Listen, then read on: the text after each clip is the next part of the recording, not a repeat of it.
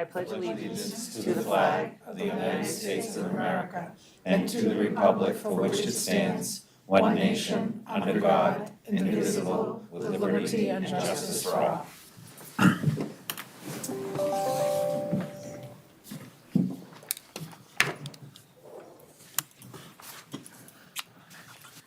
This meeting is being live streamed by Chelmsford Telemedia and posted to the Chelmsford Public Schools website for interested community members to access and watch. In-person public participation will be taking place tonight in accordance with the Chelmsford School Committee Public Participation Guidelines. Anyone speaking tonight during the public input portion of the meeting has notified the Superintendent's Office of their desire to speak and has been provided with these guidelines. Upon request, written comments received no later than 12 p.m. on the day of this meeting will also be read and made a part of the record of the meeting during the second public input session. Do we have any members of the press present tonight? All right, welcome to tonight's meeting. Before we go, are our student reps coming tonight? Are they outside? Want me to look? Okay, please, yes. I can't imagine. Okay. All right. We might have thrown them off by having a meeting last week, too. Oh, yes, yeah, okay. And before we go, thank you, everyone, for your patience. We were just finishing up executive session, so I apologize that we're getting a little bit of a late start. The first order of business tonight is to approve our minutes from our meeting on February 28th. I'll take a motion. We don't have those. But I did get them in on time. Well, not on time. Okay. So we're going to do that at the next meeting, because that was our budget meeting. There's a lot of votes. So we're just proofing those, and then that'll come forward at the next meeting. So we're not going to vote tonight. But thank you all for thinking about voting. All right, our representatives are not here. It's going to be one of those meetings. Does anybody have any good news that they would like to share? I have one piece of good news. There was a great turnout for the K through 12 Youth Art Month exhibit that was at the Chelmsford Public Library. Anybody else? I'll just add, Thomas Brown, sophomore, won the New England Championship. His first New England champ from Chelmsford since 2008, I believe. Is he a junior this year? He's sophomore. Sophomore? Oh, my.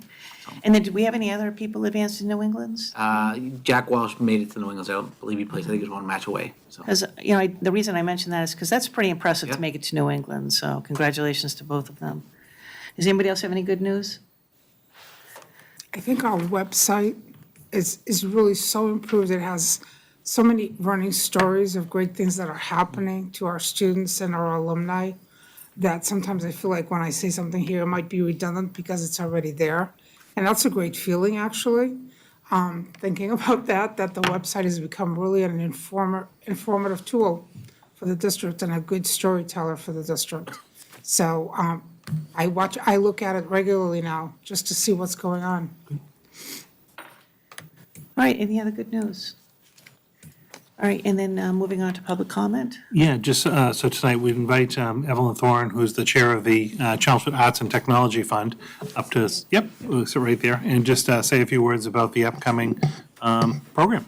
A few words. You give me a microphone and say a few words. Those that know me. Anyway, so as chairman of the Arts and Technology. Excuse me, Evelyn, Fund, I I'm usually. sorry. I was just wondering if you could state your name and address for the record. Okay, I didn't know if you were going to do that. Evelyn Thorne, 18 Pinewood Road. I wear many hats, but I'm here to talk about the Arts and Technology Education Fund. I try to at least see you guys once a year.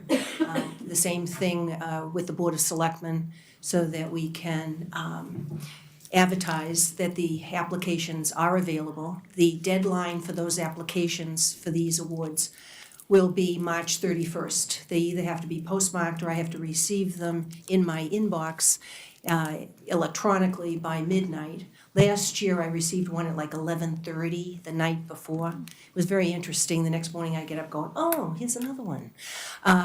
So the Arts and Technology Education Fund, in case you or anyone who is listening, if they don't know what that is, if you get your real estate tax bills or excise tax bills, there is a tear-off that you have that you can donate. You can round up your tax bill.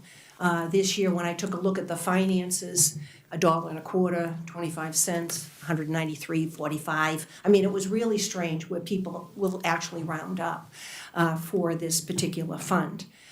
We have changed the application form a little bit this year. We are going to award $1,000. And we have put some different questions on the application because we're finding that the staff are not always communicating with their building principals or their curriculum coordinators or department heads. And we want to make sure that they have. So we have a question there to see if they have contacted them, because sometimes the applicants can get the items through your budget. And this is supposed to enhance the budget, not the budget, but enhance the curriculum of the school system. It's not supposed to add to your budget. And any of the items, if there are tangible items, they become the property of the Chelmsford Public Schools.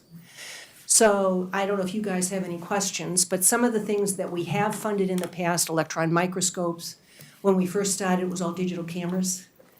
The Elmo cameras, we noticed many times since 1996, when this was started, that there are trends. And when we see what those trends are, we let the appropriate individuals in the school system know. Because if that's a trend, then you need to fund it, because everybody's looking at increasing the type of technology, especially, that the students can access. So, as I said, we've been around. We do make our awards on the first Monday in June at the Board of Selectmen meeting. This is a town committee. It's appointed by the town manager. We are separate from the school system, and the money is separate from the school system, even though we have the line item in the budget for ATEF, and then there is an access. And there's a lot of accountability with this particular fund because we have project summaries. So if somebody has applied once, they have to submit one before they can apply or get any money the next time. We want to know what they spent the money on and how it was, because it is taxpayers' money. Does anybody have any questions? How many scholarships or awards do you anticipate making this year? Well, I haven't received any applications. So, but how much money do you have to award? Well, we have quite a bit of money, but we usually try to limit it to like $5,000. In one particular year? But it depends. So we don't have a cap, we don't set a cap. We see what it is that comes across and then how the money has come in as donations. We also have taken about $30,000 of a base to put into a higher interest bearing CD account, and that will also fund pretty much one. So we're back again where the interest rates are high enough to do that. So we wanted to have a base rather than giving out everything that we get in. And some years, if we only get $500, then we can't give out much. So we wanted to try to have an even distribution over the years that this would be around in the town of Chelmsford. So there is no cap. We'll have to wait and see what we get. And we do go through a screening process. We have our criteria. We are supposed to have a 9-member committee. There is one opening available if anybody is interested in being on the committee. It's not a difficult committee. We don't meet every other week or every month. We meet when we need to. We currently, by the statute in the state, the superintendent has to be on the committee or his designee. And then there are other members, and we've modified the bylaw. I think Chelmsford's the only one that has a bylaw in the whole state regarding this particular fund, type of funding, and the tax checkoff part of it. We have Hannah Barber is on it, Teresa Evans is on it, Kirk Marshall, Beverly Barrett, and I are the original ones that have been left on it, which is fine. Candy Chase, who was a former teacher in the school system, Carrie Meikle, and obviously Jay is on it, and myself. So we have one opening, so if anybody wants to share the time with us. It's very exciting, which is why I try to tell the selectmen, you will understand it better because you're in the arena. But it's very exciting I was in the arena, but it was very exciting to see the staff come before us in interviews because they are so engaged and so committed to what it is that they're trying to do for our students. And that excitement, that whatever the vibes that you get, I mean, it just excites everybody on the committee, and we just love to do this once a year. I'd love to be able to give away more money and have more money to do it, but it doesn't always work that way. Thank you. Does anybody have any other questions? Thank you very much for coming tonight. Thank you for the We've, time. Thanks, Evelyn. We've actually had people here in our spotlights on programming or schools that have been the beneficiaries of the grant, and you're right. It's a really very exciting thing to see, and we thank you very, very much for helping to enrich the students' lives by providing opportunities for staff to have whatever equipment or whatever it might be in order to enhance their programming. Yeah. We have a lot of cooperation within the administration. And, working with Dr. Hirsch and the superintendent on the different things. And sometimes even some of you, or who has sat in your seats, come forward and talk to us too, which is great. Thank you. Thank you. Thank you. That's all we had for public comments tonight. All right, thank you. Moving on to new business. Great. Yeah, as we shift into new business, we have South Row Elementary School on board tonight. So we have Principal Terry Gilbert and Assistant Principal Jason Romalo with us. And so this continues with our monthly spotlight on one of our schools. We hear a little bit about what's happening, some of the exciting work that's taking place at the school. And we're really happy to have Terry and Jason here tonight. So thank you for coming, and we're looking forward to hearing about South Row. Okay. Hi, everybody. Thanks for having us here tonight. We will talk a little bit about academics and highlight what we're doing at South Row School. You've probably heard a lot about the academics from the other schools already so far this year, so hopefully we have some new twists on what you've heard so far. Linda, if you want to advance. So regarding foundational skills and reading, we'll talk a little bit about Haggerty, which is the phonemic awareness program. We are doing that in kindergarten and first grade, and then using it as an intervention with special education and in the upper grades. That's really taken off. Last year, teachers were really open to piloting it. They had opportunities to go observe one another doing the program. And I would say that our data reflects the use of the program, and especially in targeted ways. We'll talk a little bit about foundations and Fontes and Pinnell, and of course, iReady.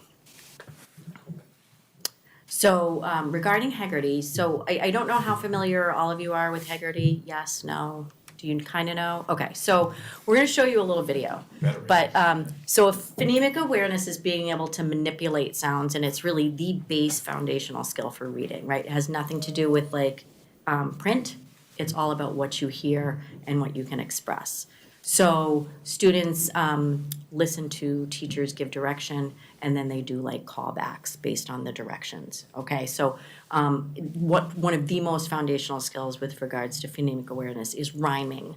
And before I got into education, I just thought that was something that all students could do. Not the case at all. Some students actually need to be explicitly taught how to rhyme, and that really is an indicator of later reading skills. So our video is going to show you that, and it's going to show you some students struggling a little bit with rhyming words. But some other higher level phonemic awareness skills are manipulation of sounds. So I'm going to have you do a couple of routines. So a teacher might say the word slap. Slap. Now say the word slap without the O. Very good. Say the word might. Now say the word might without the T. My. Okay, so to be able to seamlessly manipulate sounds, that's the goal of phonemic awareness. And we build on that. So you're gonna see Ann Craig is one of our reading specialists, and she's working with a couple of students, and one of the routines that they're working on is rhyming in this video.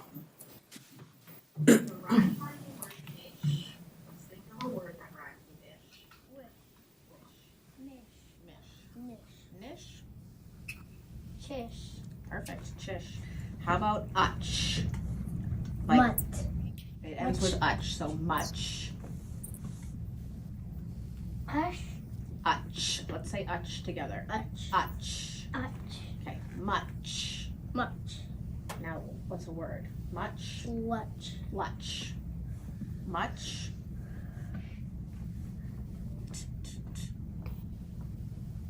Touch. Yeah, much. So you could hear they were missing the ch in some of their callbacks. So these students are receiving intervention because they need help. We just wanted to kind of highlight our work with the phonemic awareness program.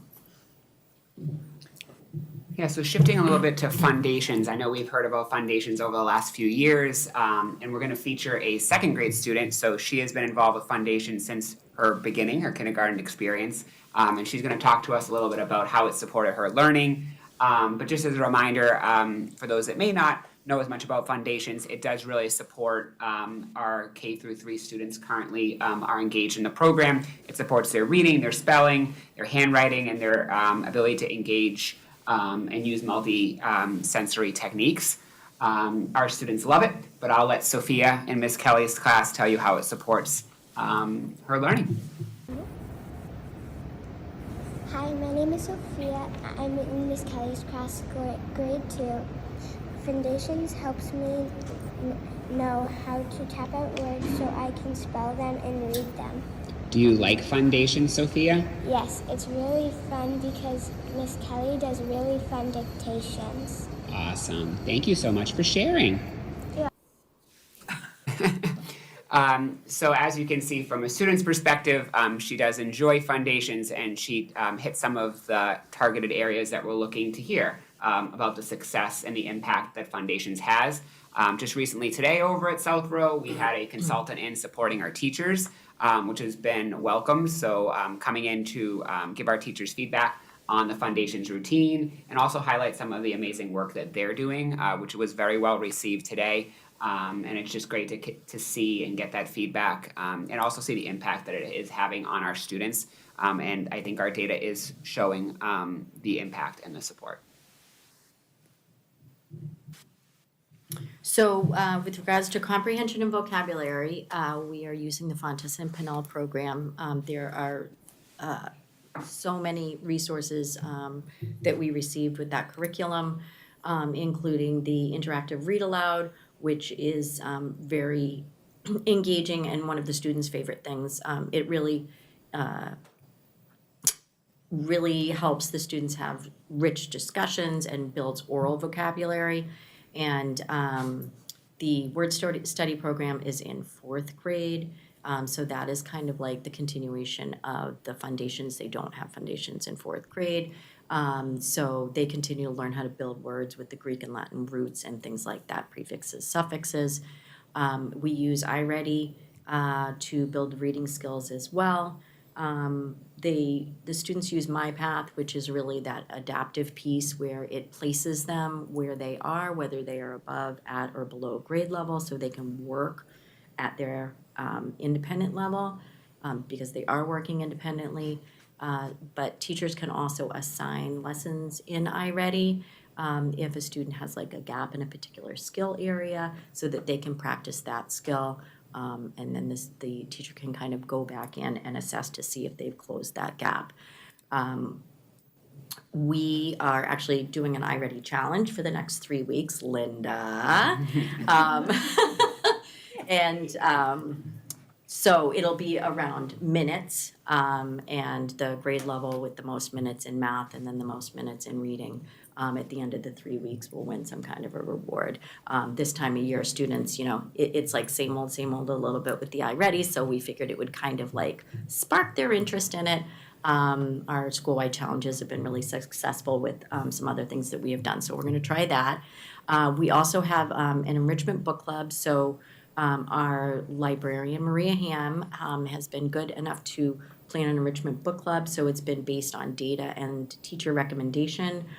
There's probably about 6 to 8 students in 3rd and 4th grade, and they meet with the librarian once a week, and they're reading above grade level novels and having a discussion. That's been something new that we've tried this year that's been a huge hit. So That's been really great. And then the co-teaching, so we've really tried to look at co-teaching and what's best for students. And call it co-teaching or call it a push-in model. People call it all different things. So in one of our fourth grade classrooms, we have a special educator that is pushing in for most of the ELA block. The nice thing about this, so the alternative is those students go to the special educator's classroom, right? So the nice thing about pushing is that it's a least restrictive environment. Students get to remain in the classroom with their peers, and they have those models around them.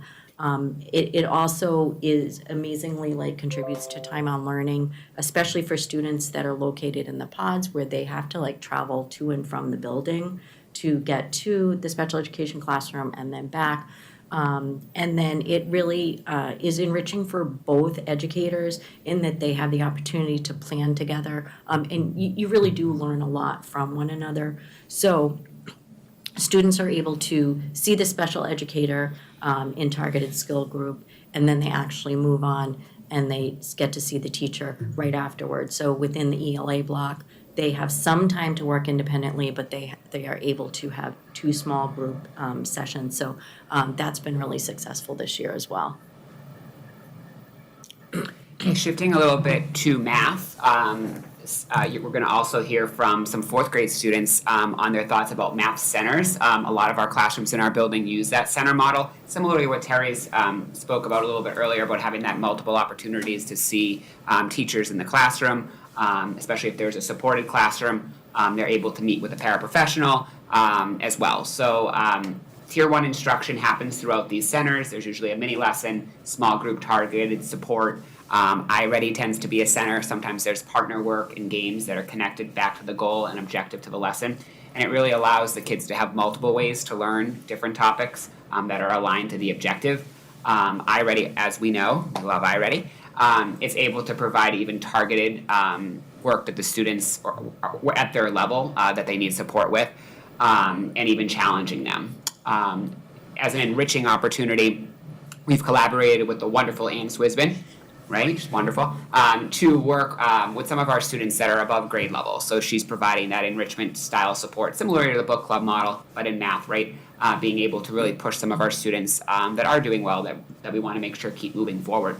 We also have an interventionist that provides some Tier 2 supports to students that may be struggling with their math skills, and they're really aligned to some of their areas of weakness or areas that they need to grow in.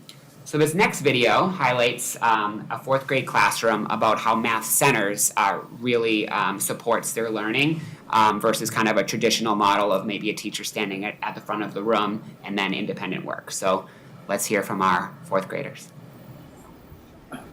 I am live in Mrs. Duncan's classroom looking to learn about what helps our fourth grade students find math centers helpful for their learning. I like that about math centers that every 20 minutes we have to do something new and practice our skills. I'm Jack, and what I like about math centers is that you have groups, and you can help because you have partners to work with. My name is Niels, and what I like about math centers is that you have somebody to talk with, and also that can help you do math. My name is Audrey, and what I like about math centers is that you have a partner instead of you sitting at your seat. So they talked a little bit about that collaboration, right? Working with one another, having students helping one another out, which is great and a huge benefit, right? That benefits the student that maybe needs support, but that's also benefiting the student that might be successful with the given task, right? And being able to explain how to do things the correct way to support their learning. So definitely great to hear from the students. And as you could see maybe in the background, it's a very active, learning environment, right? Students are working in different groups and interactive, so to support their skills. So it's a great model, and we're fortunate to have many of our teachers that are using this center model. And we look forward to the new math curriculum next year.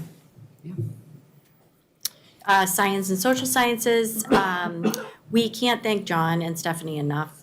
They are really supportive of our teachers, and one of the things that they do is they come and have the monthly sessions, so in the morning before school, so teachers can go down and meet with them and talk about upcoming units or give them feedback on units that they've just completed. So that has been really great. We have students always, teachers always dropping in on that. And the 6-week cycles, so some teachers were doing that this year, but we really shifted to that across the building, where it's 6 weeks, it's science every day, then you wrap up your unit, 6 weeks social studies, and it really allows for a deeper look into the content area. I think that has made a huge difference. It has also allowed for tying some of the resources from Fontes and Pinnell that relate to science and social sciences, stories and small group reading books and so forth, that they can tie it in and kind of embed a little bit more content through the reading block as well. There's lots of hands-on experiences, which is what the students really focus on, and that's the big takeaway for them. A lot of it's project-based, real-world that they associate it with. So I think that that's where the real learning happens. One of the things that I don't know if the other schools do it, but South Row does, is we also have an engineering day. Fortunately, it's been spearheaded by parents, and it's in the spring, and it's station-based, and it's kind of like a STEM day. And it has all kinds of opportunities for students to build things and try things. So we just put that one on the books. So we're looking forward to that as well. Yeah, and to kind of, with our academic focus, each year, South Row traditionally has a parent discussion night, and this night kind of comes about in collaboration with our school council. We usually meet to talk about kind of what we think the needs are in our building, what do parents or caregivers feel like they need for support. And this year, many of the parents had shared it would be nice to know like a day in the life of a student, right? So we took that model for this year's discussion night. In the past, we've done different discussion nights in SEL, we've done technology, we've had guest speakers come in over the years, but we really loved that idea of really allowing parents and caregivers the opportunity to see like what does their child's day look like. And we were able to get a variety of different stations focusing on many of the topics that we discussed here tonight. Our FPC curriculum, Mrs. Matthews facilitated a session that showed parents what an interactive read aloud looks like. And not just what it looks like in the classroom, but how parents can support their children at home through reading at night, right? A lot of parents read to their children, but are they using some of the strategies that we're using in school to help them understand the story or making connections? We had a foundations center where parents were able to manipulate some of the tile boards with Ms. Kelly and Ms. McGrath. Our Hegarty session, we saw Mrs. Craig live in action with some students earlier. She also shared with parents along with her colleague, Mrs. Hogan. We had a math center where Mrs. Kraut gave some examples on how you can support mathematics at home and sharing a little bit about the curriculum in school. Second step, our social emotional curriculum, so they were able to see what a second step lesson looked like for Mrs. Richmond and Ms. Sporty. Our speech pathologist provided some tricks and look-fors for parents as well, which was well received. Our new speech pathologist, Ms. Redeker. And Mrs. Warren in technology had, I believe they're the little robots that they're using in technology that parents were able to manipulate. So the purpose of this was for really families to see what their child's day looks like. They were able to go around to different stations in the cafeteria and see what a lesson looks like, but also be able to collaborate and ask questions. And we have a parent school council member who's going to share a little bit about her experience at the event. Hi, my name is Diana. I'm a site council member as well as a parent of a third grader and a soon-to-be next year kindergartner at South Row. I was really delighted to attend the parent discussion night. I really care about literacy instruction and loved having 3 different stations to hear about different aspects of the way literacy is taught at South Row. The earliest phonemic awareness to the phonics-based foundations to the reading comprehension. I got some really practical things to bring home to my husband, who is not an educator and is always looking for resources to help him work with our sons. And aside from all of the specific resources I got, I also really liked the opportunity to make connections with some teachers and even some other parents in the community. So it was a wonderful night, and I can't wait to go to next year's. So Diana did highlight that partnership piece, right, which is what we're shooting for, right? We want to partner with families, and if we do that, our students are going to be successful, right, if we're all working together. So it was a very well-attended event as well, which we were happy to see. So just in closing, our goals now and going forward are always to personalize the learning experience for every student to the best of our ability.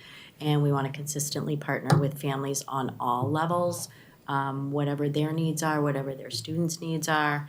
And we want to make sure that we as administrators and that our staff, that we are actively educating ourselves on new technology and resources so that we can best meet our students' needs. And that's it for South Row. Does anybody have any questions or comments? I'd like to personally thank Teresa and Jason, because I know that you've been able to pilot the wellness, food and nutrition programs at your school, that you've given some of your time to that, and it's really appreciated. And I also think South Row often becomes a piloting school and does quite well for the district, so that's truly appreciated. The other thing I want to tell you is I am so happy to see you doing this parent night, and it's a wonderful thing all around for the student, the parent, the community, the entire district, everybody. So truly appreciated that you're doing that. The students look like they're having fun as well as learning. We have a good time. We do. Which is great. South Row's known for that. It is. Yeah. Any other questions or comments? Just want to say thank you. Yes, thank you. Thank you for doing the Well, work. thank you for your time too. I know you always have a lot of things to cover, so. That is true. But I do want to say that from having been the liaison to South Row, what we saw tonight is just a very small part of everything that they do. It's really quite impressive to go into the school and to talk to the parents and staff about all the different things that are going on. Tonight, we were talking about more of the instructional piece, but there's a huge social emotional learning component that happens as well as the nutrition piece I heard about last night, and parents were pretty excited about that. So I think you guys just do a really terrific job. So thank you very much for all of your time. I know it does require a great deal of time and effort on your part and all of your staff's part. And when we look at all of these different components of instruction, I mean, it's really hard to imagine all of the PD and extra time and effort that teachers have to put in order to be able to not only understand but master these things and then teach them on top of that. So thank you for all of your support and making South Row such a great community. And thank you for all of your support. Thank you. Yeah, thank you for coming tonight. Have a good evening. Appreciate it. Have a good night. We will shift to our second presentation of the night, and we're joined by John Kim and Talia Mercado from District Management Group. They're going to give a little overview and update on our strategic plan implementation.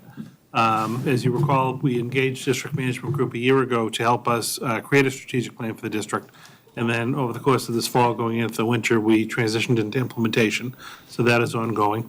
And then we actually have a couple of smaller projects. Well, they're not small. They're taking a significant amount of time. Projects with District Management Group around a special education opportunities review, which was really important to kind of inform some of the strategic plan work around our equity focus. And then we're actually working with them right now on middle school scheduling with the realignment work for next year. So we have that working as well. So I will turn it over to John and Talia to give us a little update with regard to the work that we're doing with you. Okay, great. Good evening, everybody. That was a terrific presentation.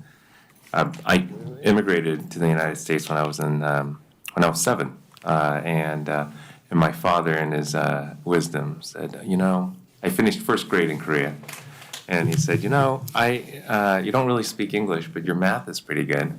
So it probably doesn't matter which grade you go into. So why don't you skip a grade? And I started in 3rd grade. And so I have this very special place in my heart for elementary school and the incredible work that teachers and leaders like what we just witnessed do with especially early literacy, phonics. This was in the early 70s where we didn't have, there was no kind of multi-language learners, so they sent me to a lot of those kinds of classes that you saw. So anyway, that was just a terrific conversation. So I'm just delighted to be here and providing a little bit of overview on this. Is this a PowerPoint or is this it's not? I received a PDF, so I'm Oh, just gonna be okay. paging through. It's okay. We have a little bit of animation, but that's fine. We'll make do. Okay. So why don't we go to the next, so we're gonna just provide a little bit of overview on the work that strategic planning implementation, the special education opportunity review, and then we'll have some time for discussion. So this is me. I'm the founder and CEO of Districts Management Group. My name is John Kim. I started the organization back in 2004 as a way to combine both management and educational practices to bring about sustainable performance improvement. The only other thing that you should know, I'm a professor over at Harvard Business School. I teach in the second year program, Transforming Education Through Social Entrepreneurship. And I co-chair something called PELP, Public Education Leadership Project, which is a joint venture between Harvard Business School and the Harvard Ed School. We're celebrating our 20th anniversary. If anybody works in the higher ed field, you know that you can't really agree on what to have lunch together among two schools. So this is, I think, a remarkable partnership. And then I'm also a senior advisor at McKinsey & Company, which is a global consulting firm. I'm joined here by Talia. Talia, you can introduce yourself. Hi all, my name is Talia Mercado. I'm a senior associate here at DM Group. Prior to DM District Management Group, I worked in market research, and then prior to that, I taught 7th grade math at in Chelsea, Massachusetts, as a National Teaching Fellow for Citizen Schools. Super excited to be here with you all today, and thanks for having us. Talia, like a lot of other members of our organization, have this combination of both the passion and mission orientation towards education, as well as thinking about management and leadership topics. So one thing I'll just say is this is a logo, and we often use this as a way to talk about our mission and vision, which is around the intersection of what's great for students, what's operationally efficient and effective, which really means people, by the way, in school districts, as you know, because that's where all the dollars go. And then doing that cost effectively, and it's the intersection of those three things as we think about performance. We work with districts all around the country. We work with over 300 districts, and since 2004, we've been in 35 states. We work with districts as large as New York City and Los Angeles Unified School District, and everything in between. But we love working with districts of Chelmsford size for the simple fact that it is large enough so that you're blessed with some very complex issues, but it's also small enough that it's actually, you can get your arms around them, have the leadership and the focus and people that can actually try to solve them. Some of these large, very large districts have issues that you may recognize. They're similar in many ways, but they're so large that there are real challenges around scale. And then some school districts are so small, you'll also recognize the issues and challenges, but they're so small that they have, it's like the same person has to wear 5 hats. You have a little bit of that here, but you can get your arms around and address them. We do a variety of things, including consulting and consulting, which is what's here, and conferences and schedules and across the board. Okay, let's jump into strategic planning. So why do you actually need a strategic plan? When you kind of think about school districts around the country, it's for the simple fact that I think school districts are one of the most complex organizations out there. Number one, it's public, so everything you do is in the public sphere. The second thing is every single person in the community may have a slightly different definition of success. Some may define it as academic outcomes, some may be citizenry, some may define it as going to college, some may be defining it as being ready for something post-secondary. And so, and there's a constant change mechanism around technology and things of that nature, and you have to do this all by people. So the strategic plan is the mechanism by which you can have a focused, results-oriented, and aligned, a coherent approach to doing all of that in a district, in an organization of this level of complexity. So we were very fortunate to be able to partner with the district to be able to do this. The result of that was the strategic plan, a 5-year strategic plan. And I wanted to highlight not only the mission, which, by the way, school committee member, I can't see your name, but I do like the website. It's like right there. I think it's really well done. I don't know, Maria. But I wanted to just highlight the theory of action. One of the hallmarks of the work that we do is because of the complexity around strategic plans and what it means for school districts, what we try not to do is to just have a wish list from everybody saying, I wish you would do this, this, this, this. Because then there's no prioritization, and what we often find is that if you have a long list of things, it might as well be no list of things because it's very difficult to figure out. And so the underlying fundamental belief around, so how will Chelmsford Public Schools become even better? How will it actually reach its mission is embedded in what we call the theory of action, the strategy.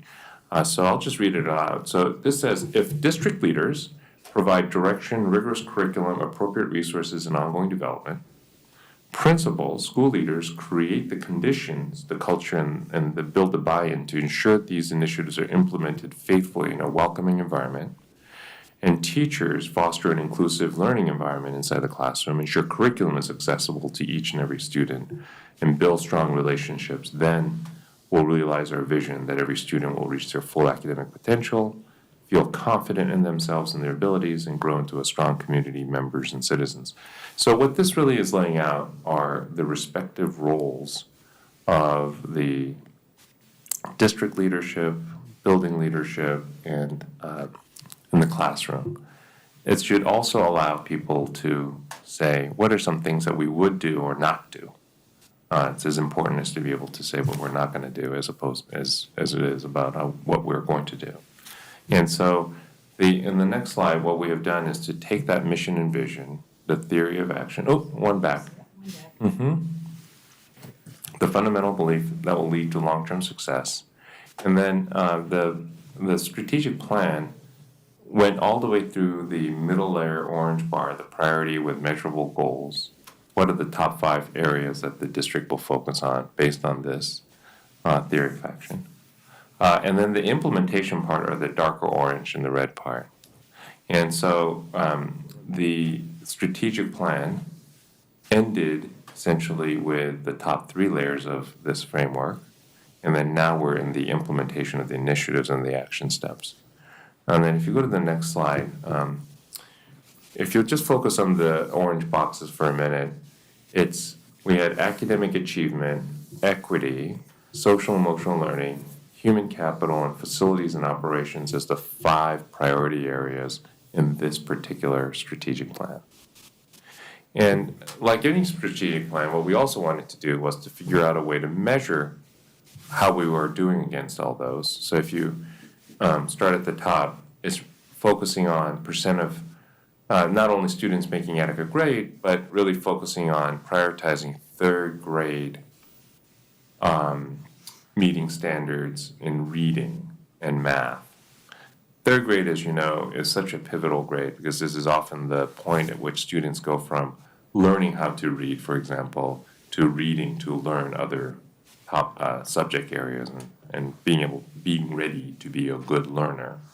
And so the team focused on that as a pivotal point. It doesn't mean that we're not going to do science and everything else. It just means this is a priority. Equity around achievement, differences and gap in opportunities between general education students and students with learning disabilities, which is one thing that we're focused on now. focus on social emotional learning. And I really love the kind of the anchoring around the sense of belonging in school. There's a lot of research which indicate that students come to school, are more engaged to learn, are more ready to learn if they feel that there is an adult or a peer, a sense of belonging, that there's a sense of community. And so anchoring around that, I think it's very important. Human capital, given the focus on what you're all doing and how work is done here through teachers and staff, educators, is around human capital. And then, of course, a lot of work around facilities and operations, both in terms of short-term capital plans and maintenance work orders, and making sure that you have conditions for success there. So that's where the strategic plan ended, getting to that point.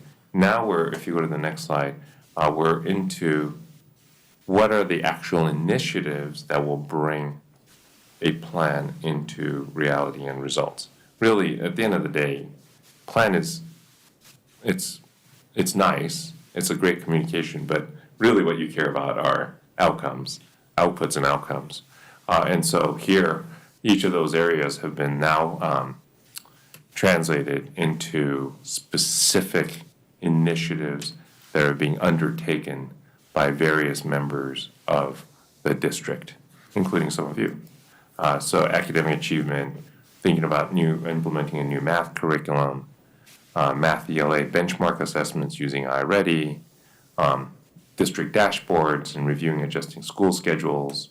Around equity, there's a special education and opportunity review that's underway. Analyzing and implementing ELA, math, iReady, and special education, and identifying areas for improvement. On the social emotional learning side, once again, implementing and looking at Panorama as a way to think about different ways to achieve that sense of belonging, implementing DEI practices, human capital, understanding newly developed staff surveys and looking at those results and teacher collaboration programs. And then facilities and operation, getting a baseline of current building cleanliness and efficient process for work orders and figuring out, making sure that these buildings are maintained and creating the conditions for everything else to happen operationally. If you go to the next slide, these are the leaders, the committee leaders that are part of this work. So you can see for each of the 5 areas we have different leaders that are associated with this, as well as regular meetings to track progress. So we've been working very collaboratively with everybody to create a cadence for that people not only know what they're doing, but what others are engaged in, so that we have a integrated look.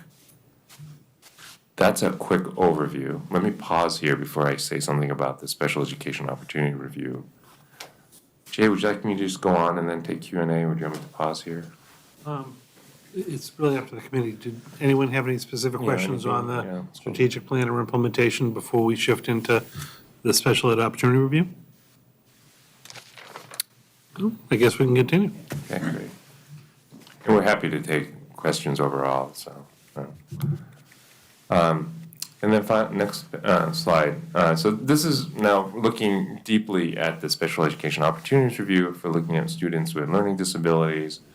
We had a 3-part goal: developing and understanding the current practices related to special education intervention. Second is exploring alignment of current practices with best practice research. And then third, identifying opportunities to align staff practices with best practices and effectively managing staff. Just kind of, if you go to the next slide, this is a little bit of methodology. We are just about to share our findings, so we don't have the findings with you for you right now, but I'll tell you a little bit about the methodology. Working with the district, we were able to combine both qualitative and quantitative analysis. We did some very extensive interviews. Taking a step back, districts in general tend to collect a lot of information, a lot of data. turning that data into insights and information that can be used is, part of the challenge, because there's just so, like I said, there's just so much complexity. And so part of what we did was to not only analyze what we collected from what you already have, but then we added to that, collected more information, and then follow that up with qualitative information to identify what are the highest leverage opportunities that's in between here. And so this has just been the, more or less, if you go to the next slide, the approximate timeline. So we started in the fall. We did data analysis. We had a guiding coalition, focus groups and interviews throughout November and December. One thing that's very distinctive about what we do is something called schedule sharing.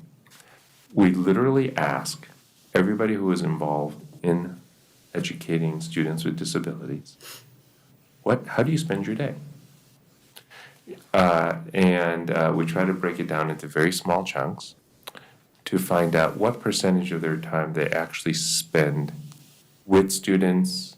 We call that direct service time, doing paperwork, having meetings. And it's pretty fascinating because what you'll find is that with special education, you have a wide number of roles and responsibilities that are involved in helping students with disabilities. You have an idea about how they should be spending their time. Like, you have a job description. You say, well, I want to hire such and such person to do this type of work. But the reality of how they spend their work may deviate and change over time. And it may not be the best way to spend the time for the benefit of the students. This is not a specific example, but oftentimes what we'll find, for example, is social workers are hired, but because there's so much paperwork associated with special education, that oftentimes they're pressed into service with doing casework, management, and paperwork, as opposed to spending more time with students, for example. I'm not saying that's what's happening here, but that's just, so what we try to do is to actually collect granular information at that level to see, are we actually utilizing our people and our resources most effectively for the benefit of both students and staff. And then we'll take all that information, and this week we'll be sharing some findings with the staff. And then finally, at the end, just a little bit of our framework of how we think about helping students and supporting students with disabilities. And if you kind of go from the left to right, you start with a kind of a coordinated and sustained focusing on early literacy, which this district is doing and reflected in the strategic plan.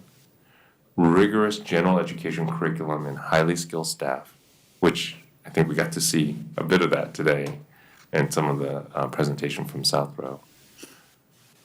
Adding to that extra instructional time and targeted interventions, and then all of it focused also on social, emotional, behavioral supports.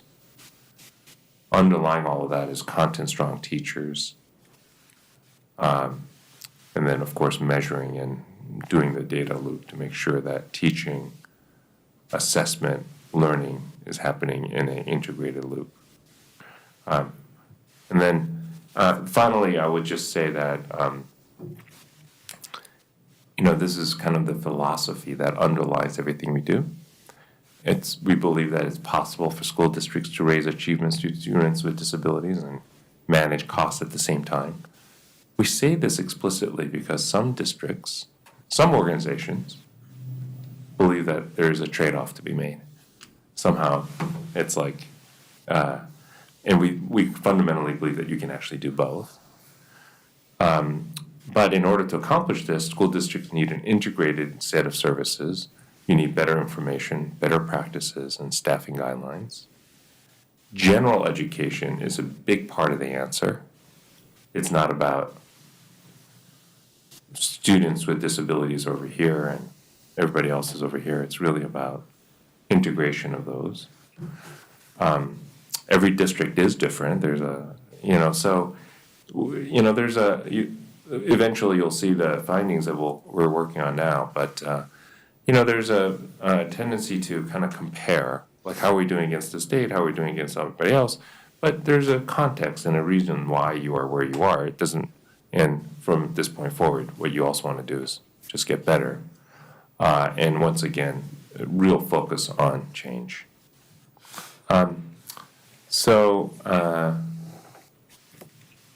That's it for right now, and I'd be happy to take any questions or comments from the school committee members. So. Anybody any questions? I'm just gonna ask, so you mentioned findings, you're gonna present, are you also gonna present recommendations to change? Yes. Along with those findings? The findings will have two parts. They'll have some commendations, areas where the district is doing well, and then a very short list of areas where we think they'll have the highest leverage opportunities for improvement. Anybody else? Just really anticipating these findings because it's such a big part of the strategic plan in the equity portion of things. So looking forward to it. I do Talks about her part and Yeah, that was- doesn't mention academics. Go for it. Right. Well, to Marie. It's up to you to make yourself heard here, sure. I won't filibuster.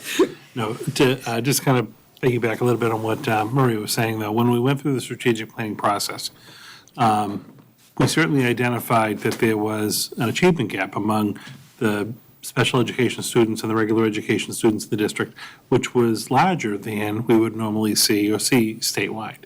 So we knew we needed to do a deeper dive into that particular area, and thus the Special Ed Opportunities Review, I think, has really been very helpful.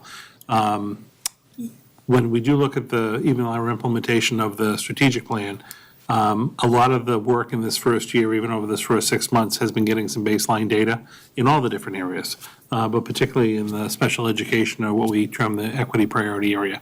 So it is nice to see it all coming together, and I do think we're going to have a short list, as you indicated, some really good areas that we can focus on over the next couple of years as we roll this out, that I think will really have a big benefit for the district. So we're looking forward to doing that, and it's nice how everything is kind of tying up right before our April break, so that we can get things finalized for the end of the school year and really kick off next year on a solid foot. So I've enjoyed working with John and your group, and Talia has been great right along for the last year and a half working with the DM staff. So it's been a very good experience for us, and we're happy to continue working on it, and looking forward to it. That's been good. I agree. Thank you so much. I have a question. Yes, of course. If we could go to the Chelmsford Strategic Priority Area Action Steps. Area action steps, okay. Yes. Okay, so I see that we've got this all broken down into our priority areas. And now I believe we're in the process of developing initiatives and then the action steps that will go along with these initiatives. Is that fair to say? Yes, so the teams have created action plans that include specific steps that will get to getting to the goal. The action plans include action steps, owners for those steps, and timelines.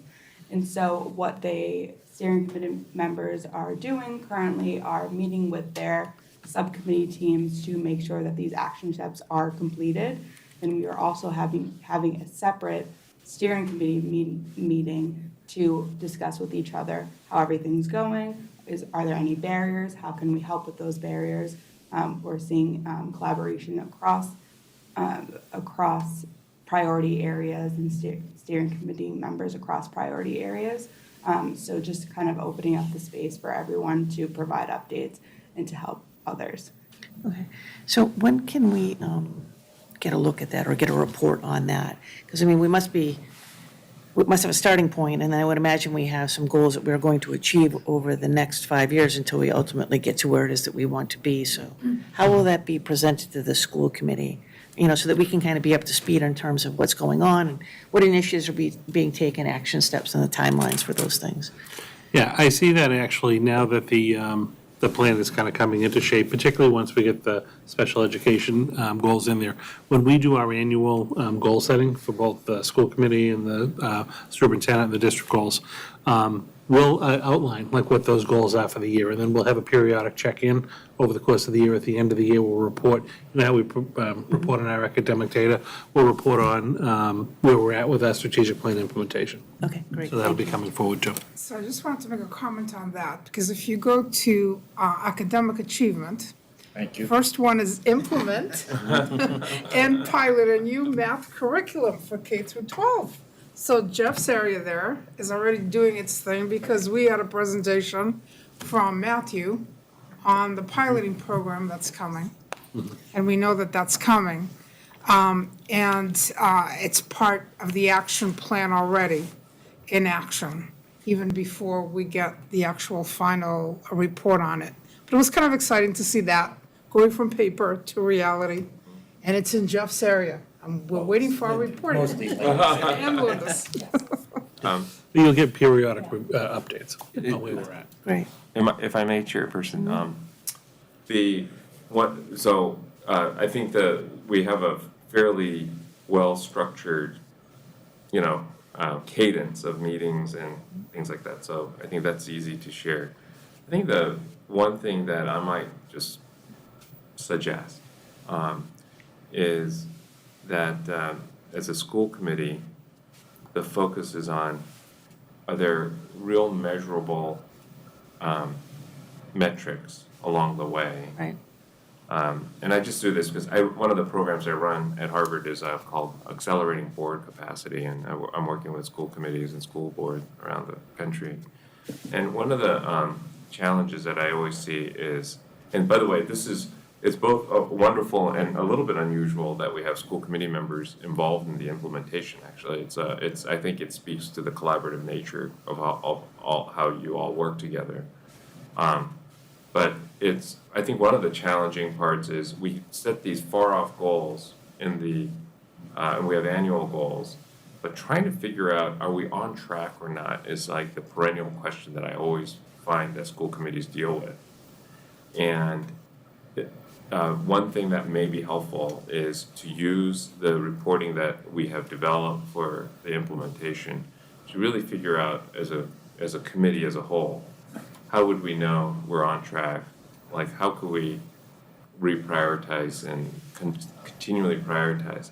That would be a model way of committee working with leadership. Well, that's pretty much what we did at the last meeting we had, where each area, they can't hear me, that's fine, where each area talked about their benchmarks, where they're at, we talked about things, obstacles to overcome, and then each group was able to ask questions of the other group, clarifying questions. So it was really important because, you're right, John, we could see where we've gone so far, and a lot of stuff has already come into play, which is really good considering we started a year ago. Yeah, we were, just as consultants serving the district, we were very pleased with the level of engagement that everybody had on that, as well as kind of level of constructive feedback. It was constructive criticism around, like, how do we do this and the questioning. And I think that's a skill that we hope to strengthen together with everybody. And I guess that's, also where I was kind of going with my question is that I think it will be important for us to be able to understand what the initiatives are and the action steps are, so we can determine whether or not we're on track. But then, what are we measuring? And then, what is it that we're ultimately looking for? So I'll go up to social emotional learning. So I know that we're going to collect data through Panorama, okay, for example. All right, and then, what are we looking for? Like, is there a benchmark that we're trying to hit, in terms of that information? And then, what decisions, do we need to make as a result? I think that's where we come in, Right. in terms of helping Dr. Lang to make sure that, that the resources are allocated, whether it be financially or otherwise, to make sure that whatever that information is that we're looking for, if there's some type of intervention that needs to happen, that we can help support in providing that. And I guess I was just looking for more specific Yeah. information. I think that's exactly the right set of questions. I think if we go back to slide 12. Oh, yeah, this one. These are where we have laid out the benchmarks. And there are benchmarks for each year of the strategic plan. Some of them are new, and so baseline is being collected now, Okay. right? Yes, so for example, for the social emotional learning strategic priority area that we are using this year, or the group is using this year to collect that baseline data in order to set those annual targets Okay. from now until 2027. And, following up on what I was saying, so if we look at, we'll use social emotional learning, because I know that academic achievement and equity are in good hands. It says that the percent of students that report having a positive relationship with staff, I guess I would be curious is how do you define positive relationship? It's a survey tool. Okay. Panorama has. All right. The nice thing about Panorama is that they have lots of other districts in that, so it's kind of normed against that. And then we'll see, we're using, like Kalia said, we're using this year to establish that baseline data and then set the benchmarks for that. Okay, great, thank you. But I think what you're asking is precisely the right set of questions around the strategic plan. Thank you. So one of the thoughts that came from that is Panorama itself. I think that's a new tool for everybody, right? And so is that being taught to everybody? How is everybody who needs to learn how to use that tool going to actually learn how to use the tool? Right. Do you want to just address Sure, I that? can speak to that. So we originally obviously started off with the admin group to make sure that we understood the program itself, work out the kinks, and even to this day, we're still working with the engineers at Panorama when we don't see something the way it's supposed to look in the program. And then what we've done so far is we've done like a gradual release to the MTSS teams. So actually, there was a meeting here today. So those teams now have access to Panorama, both the student success platform and the survey platform. And what that group is doing is creating the professional development, so the slides, that's going to then be launched in April at the faculty meetings, so that the whole district, then now all the teachers will have access to the program, and then from there, we'll continue on with the PD. So it's like a slow rollout, but as we go through the program with them, they'll have that access and they can start asking questions around that as well. Thank you. I like Panorama. I do. You have it? I have it. I've used it. I will say, one of the problems that I see with it is depending on how the teacher interprets the question. Does that make sense? Yep. Okay, so Even I the may, students. yeah, right, and the students, right. And I may answer it one way thinking one thing, and another teacher may answer it another way. So I'm glad that we're doing the PD because I think that's going to eliminate some of that interpretation that may skew, some of the results. So I think that's going to be very, very important. Yeah, and even with the questions themselves, because we had questions around some of the questions that were being Right, asked. yeah. students, Yeah, and I was like, yeah, that's kinda what I was don't understand getting at, the question. yes, Yeah, I didn't yeah. understand what the question asked the Right, students. right. But then that's when I think there has to be like that conversation. Yes. With students, if we feel as though like they're, struggling with something. Right. One of the biggest things was having, an adult. Do you have an adult, a trusted adult you can go to? Right. So we have to even prioritize around that survey about what we want to do and then what we want to implement and then reissue the survey again. I think only one of the limitations that we run into is, the questions are the questions, right? So if you want the analytic platform to give you the data, you have to use their questions. Otherwise, if we put in our own questions, which we can, Right. they will not be normed. Right. And we will also have to translate them Right. because it's not, they've already translated in multiple languages, so I have to see what that looks like if we do want to add a question, change a question, and, just making sure that it's really what we're trying to get from the information. So when they're trying to find out a sense of belonging, if they find that that is a area that we need to put in some type of intervention. What is that intervention going to look like? And then how do we benchmark it and then reissue the survey to see if that intervention worked? Similar to the behavior pieces that they're Right, doing right. with the different programs like Swiss and Panorama even has a program. We can use X2 to find out like major and minor issues Right, in the right. school. So that's going to take a little bit of nuances, but we have some great people that are on it, and it's okay to have these questions as they come along. No, I agree. I agree. Thank you. Is there any other questions or further discussion? Thank you very much for coming in tonight. This was very John and helpful. Talia, thank you very much. Thank you. And thank you for the opportunity. Very much. Appreciate it. Thank you. Is there anything that you want to add On that? on the strategic plan? No, I think the overview was good. I think, as you mentioned, we're just trying to figure out, like, reporting-wise, how we can keep the full committee in the loop, because we've got a couple of members who attend the steering committee members' meetings, so they obviously have a lot more information because you're part of it. How do we get it out to the broader school committee, but then even beyond that? John, thank you very much. Thank you so much. Thank you. Thank you. How do we get it out to the broader community with little check-ins and checkpoints, and that's what we're trying to figure out right now. And I think that that's a fair question because, obviously we want this to be a document that the community uses to, understand the direction of the district. Right. As it's been determined by the strategic plan and how it is that we're doing as a district in terms of meeting those goals. Agree. So, yeah, there's a lot of, there's a lot of information there that, and I'm glad that we're going to take the time to make sure that it's clear.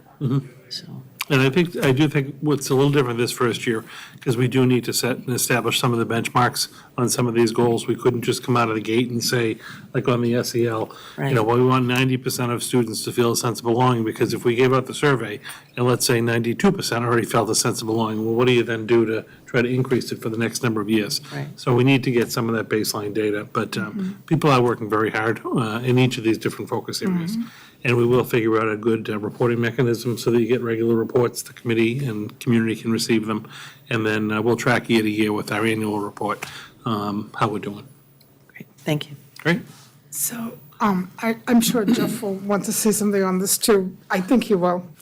But having been a part of this has been really interesting for me because got to see everybody from all the different areas of the district come together and, initiate action here and actually commit to doing certain things that in many areas, will add quite a bit to their workload, their schedules, and having to rework many things in the district. And not seeing any hesitation on their part to do that and move it forward was really great to witness. And I'm just bringing this to the committee so that, because I am not a teacher, I'm not an administrator, I basically was a parent in the system. And I was heartened by that, to see that. So I think that that's a sign of things working well. When people want to continue not only themselves to professionally grow, but know that in the end it's about the student and the performance of the student and how to make that better. It's what it's all about. It was great to see that in action.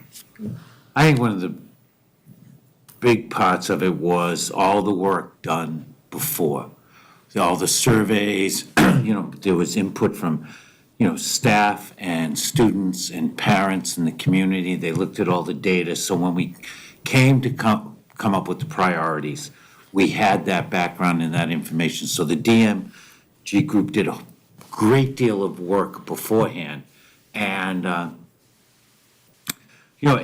these are the priorities. These are the things that stuck out that we needed to do the most. And I think I'm not going to say how wonderful the academic achievement group is. That just goes without saying. But no, everyone's worked together and it's good to see everyone together. So yeah, Maria's right. We want a strategic plan. We want to set our goals based upon, a plan. And this is a good bedrock to do that from. Thank you. Thank you. Next item on the agenda this evening, number 3, I'll ask Joanna just to present a small budget transfer for fiscal '23, the current fiscal year. Thank you.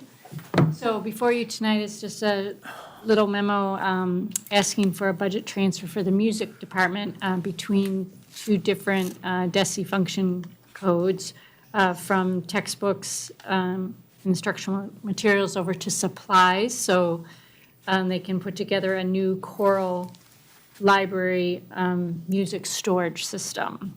And the transfer is for $681.06. Take a motion. I move that the school committee approve the FY 2023 local operating budget transfer for the Chelmsford Public Schools as presented. Second. Is there any questions? Is there any further discussion? Yes? No? Okay. All right then. Dennis? Aye. Jeff? Aye. John? Aye. Maria? Aye. Aye, 5-0. Thank you. Thank you. Thank you, Joanne. Next item on the agenda this evening are some school committee policy updates. We've talked about this recently over the last number of meetings, and we have them here tonight to present to you.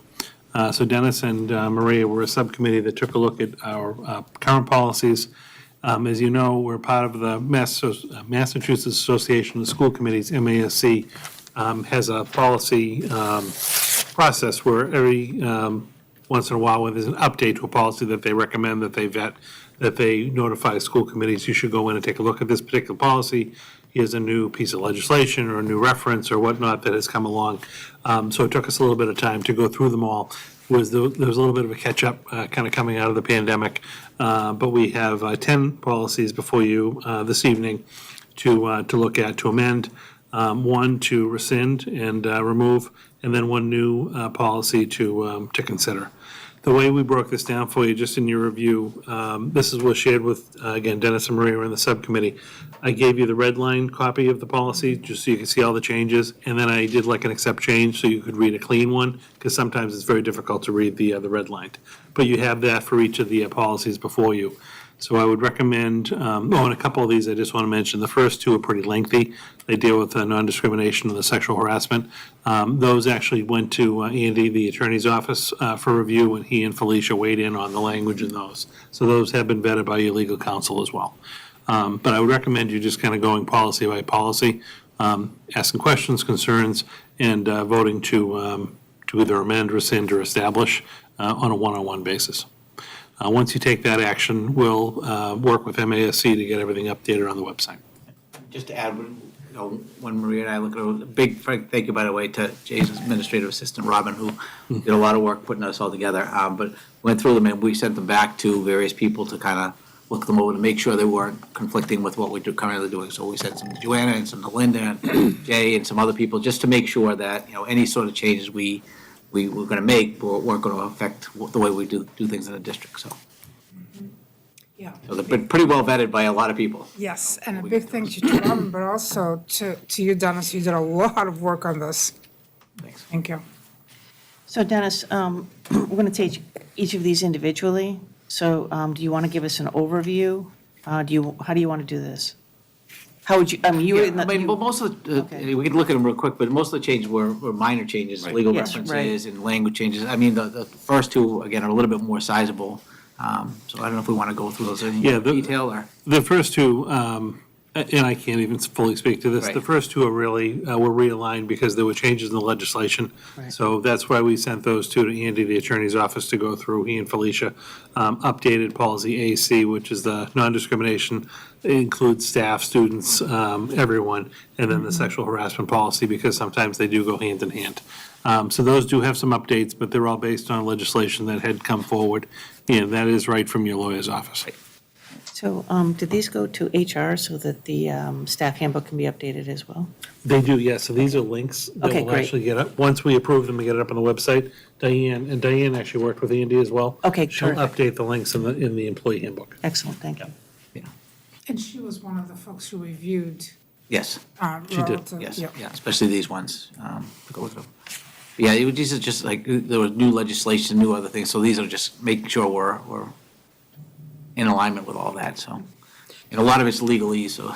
Right. that- Yeah, and just about every single one of them, there was a change in the reference to the law. So the law was updated, the section of the law, and it got updated in the policy. All right, so would you like to give us a motion? For each individual one? I think that's the best way to do it, yes. I think you really, Because I did 38 last week. You were afraid I would have I think you really. I did. really You think don't we get have- out for free. to. I tell you. You're lucky to make you secretary too. Jeff, I am sorry. No, But I that's do okay. think it is the best way to do it. No, I move that the school committee vote to approve the amendments to policy AC, non-discrimination policy, including harassment and retaliation as presented. Second. Is there any questions?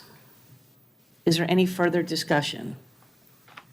Okay, all those in favor? Aye. 5-0. I move that the school committee vote to approve the amendments to policy ACAB, sexual harassment as presented. Second. Are there any questions? Further discussion? All those in favor? Aye. 5-0. I move that the school committee vote to approve the amendments to policy GBA, equal employment opportunity as presented. Second. Are there any questions? Further discussion? All those in favor? Aye. 5-0. I move that the school committee vote to approve the amendments to policy GCF, professional staff hiring as presented. Second. Is there any questions? Further discussion? All those in favor? Aye. 5-0. I move that the school committee vote to approve the amendments to policy IHBEA, English language learners, as presented. Second. Is there any questions? I just wanted to make, we definitely made sure that we ran this by, was it Kelly? Yeah. Yeah, Kelly Rogers. She ran Yeah. through this. So that's a good example. We tried to send it to every area that was impacted. Right, thank you. Awesome. Love that. All right, any other further comments? All those in favor? Aye. 5-0. I move that the school committee vote to approve the amendments to policy IHBG, homeschooling, as presented. Second. Any questions? Comments? Further discussion? All those in favor? Aye. 5-0. I move that the school committee vote to approve the amendments to policy JB, equal educational opportunities, as presented. Second. Any questions? Further discussion? All those in favor?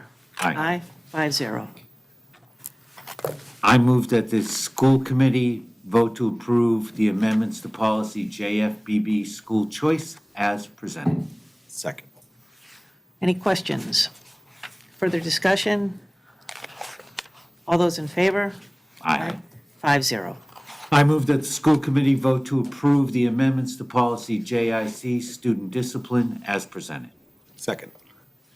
Any questions? This was a pretty big one too, right? This is a new, this is the Yeah, one this that one came was. through from the lawyer's office, I believe. Yeah, there was this, 2022, there were big changes to the statute. So that whole this, process is kind of. yeah, the whole process, this is all inclusive now. Yeah, there was a lot of changes. This- Huge. Yeah. Absolutely. All right, so any other questions or discussion? Right, all in favor? Aye. 5-0. I move that the school committee approve the amendments to policy JICA, student dress, as presented. Second. Did you have a question? I'm voting. Oh, no, wait, hang on. You get a call. Yeah. Throwing it- you Is there any throw her up. questions, further discussion? Maria's in a rush to vote, okay? Yeah, are there any questions or discussion?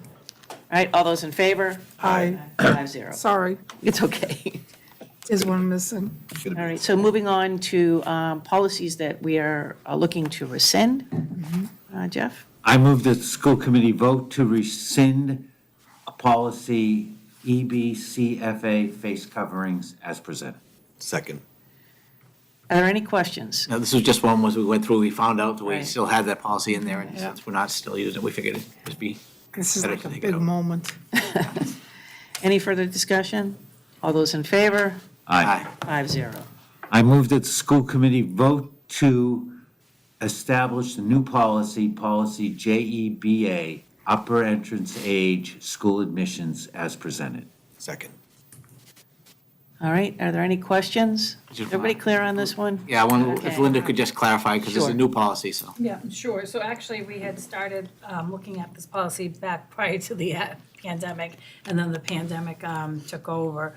We were just finding that students were coming to Chelmsford High School, that it was not the appropriate placement for them. So in conversations around with our Merrimack Valley area, superintendents, assistant superintendents, there were better programming for students that would not meet the requirements of Chelmsford High School in an age-appropriate range.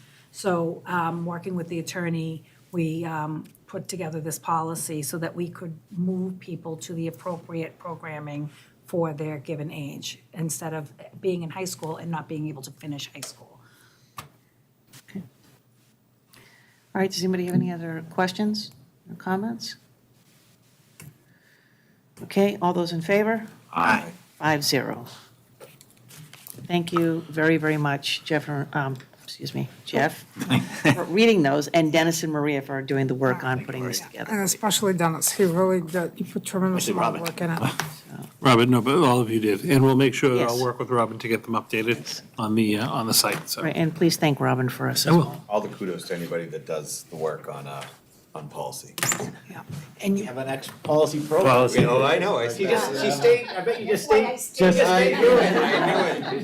I knew she was staying for that. And then you assign the attorney to the committee so that the attorney doesn't ask a million questions at the meeting. Because they get through the policy. But just, a lot of people ask about policies, and they are on the site, and they're not hard to find now. Yeah, the searchable and everything else, if you go to the site, you can just, if you have a certain policy, you can just put it in the search bar and it'll bring you right to, And that's it. so. Yeah, they're all up there. It's great. All right, thank you. I think that's it for new business. That's all I have, yep. All right, does anybody have any liaison reports? Go ahead. I just want to mention again that the Boosters Club, they're shamrocking St. Patrick's Day party is this Saturday at the establishment at 7 o'clock, 7 to 11, and you can purchase tickets online, and their tulip fundraiser, where you can pick up the tulips in the afternoon, April 4th, you can order those online. Okay. Thank you. Oh, and one of the high school PTO met last night, and the predominance of the meeting had to do with the after-prom breakfast. So people in the community, they'll be sending out through Steve's newsletter and other means where they are along in the process, and they'll be looking for parent volunteers in the near future. Anybody else? Chips met on the second. Again, Jeff Willis has a very hardworking group. Right a lot there. of fun.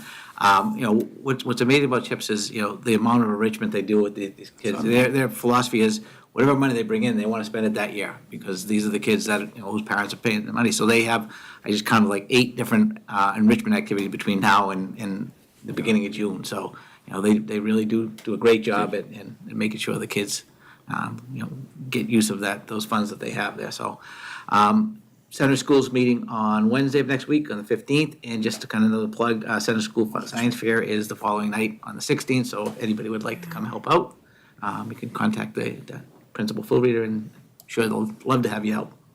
I think they're still looking for a few judges. Yes. Yes. I don't call them judges, so I didn't want to use the word. Oh, okay. Yes. But, yeah. Mine are quick. My meetings are both tomorrow. So Parker and the BIAM PTOs will be tomorrow, March 8th at 7 p.m. So I'll have to figure out how to be in 2 places at once, but I'll work it out. You can do it. I can do it. My wife's in the other PTO, one of them, so she helps me out. You can take those for you. I didn't go to a PTO meeting, but I did attend the competitive play this weekend, our production. We did not move on this year. However, I really want everybody to know that it was wonderful to see all the schools that we hosted here at Chelmsford. The students were absolutely amazing, the way that they were participating and everything. But above all, a big thank you to all the parents in the Guild, because they really work hard to make sure that all the other schools are very welcome, and as are our students. And we had quite a large turnout from the community to see the play. and the production itself. So congratulations to everybody who participated.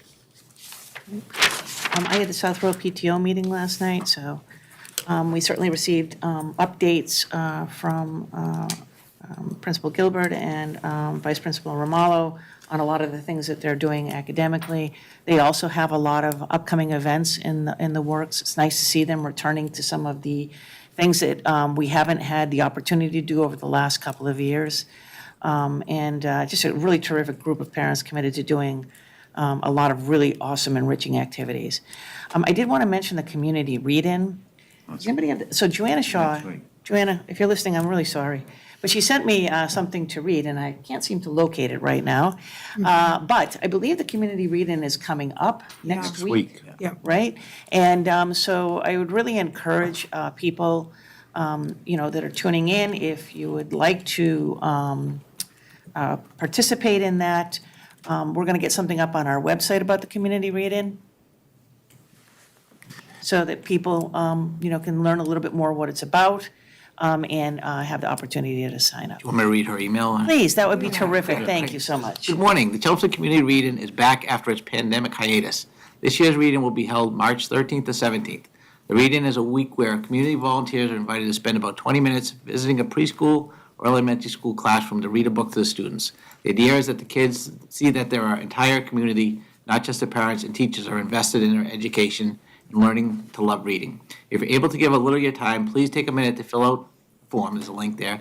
We'll match you up with a class or classes based on your interest and availability. Great, thank you. Can we get something on the website about that? Sure. It's not on the calendar or anything, so if we could get something, that would be great. Sure. All right, is Dennis, there any can other? you forward me the email? I'm sorry. No, what were you gonna say? I was voting ahead of you. I'm sorry. I'm too, Maria did. What were you gonna say? Nothing. Was there any other liaison reports? No, that But was- We're not voting on anything. I know it's a joke. Oh. Never mind. You're all set? Yeah. Okay. On the liaison reports, I'm waiting for the next thing. Okay, I'm sorry. Okay. Action items, John? No, that's not the one. Okay, hold on. So is there new items or action items for any upcoming agendas? Okay. I did notice that our goals are not on the website, this year's goals. We had those bridge goals. Take a look.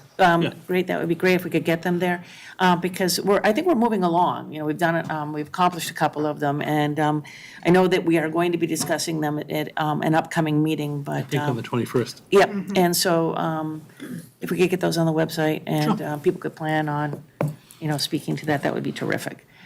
John? This is the one for the next comments? Okay, public comments. Okay, so now we're moving on to public comment. Yeah. All right, does anybody have any emails that were requested to be read into the minutes? John? Yes. Yes. No, just something quick. A parent reached out to me about the school choice applications. Remember I asked you about it a while ago. Have those come out yet?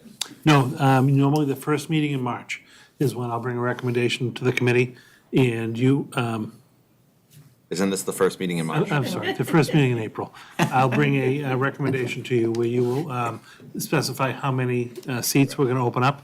And then typically we open it up and then it closes like after April vacation, and we do our notifications in early May. So they have like a 2-week window, it sounds like. Yeah, 2 to 3 weeks, but for the first meeting in April Okay. is when you'll have that before you. Got it. Yeah. Okay. Thank you.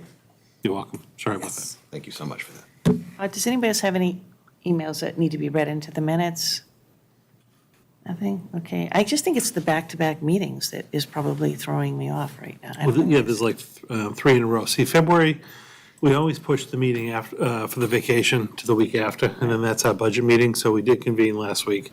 We have this one, we have the workshop next week, and then we actually have the 21st as the regular meeting, so there is a lot. We have a meeting We have- Monday. Monday, we should be at the Board of Selectmen meeting for 6 o'clock. We're seeing each other way too much. It's getting. All right, Giving it with a that, fill.